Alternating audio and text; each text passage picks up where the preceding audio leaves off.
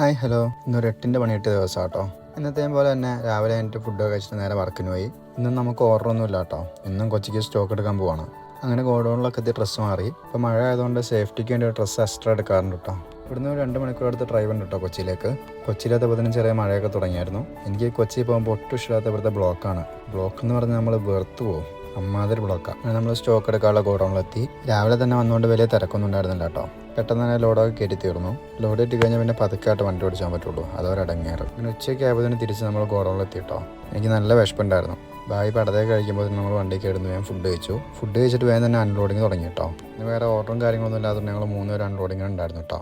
അങ്ങനെ പെട്ടെന്ന് പരിപാടികളൊക്കെ തീർത്ത് 3:30 ആയപ്പോൾ ഞങ്ങൾ ഗോഡൗൺ ക്ലോസ് ചെയ്തു. അങ്ങനെ വണ്ടി തിരിച്ചു കൊണ്ടുവരുന്ന നേരത്താണ് ഞാൻ പറഞ്ഞ 8ൻ്റെ പണി ഞങ്ങൾക്ക് കിട്ടിയത് കേട്ടോ. ഒട്ടും പ്രതീക്ഷിക്കാണ്ട് പെരുമ്പാവൂരിലെ KSRTC ബസ് സ്റ്റാൻഡിൽ ഒരു കടയിൽ നിന്ന് 25 കേസ് സോഡ ഓർഡർ വന്നു കേട്ടോ.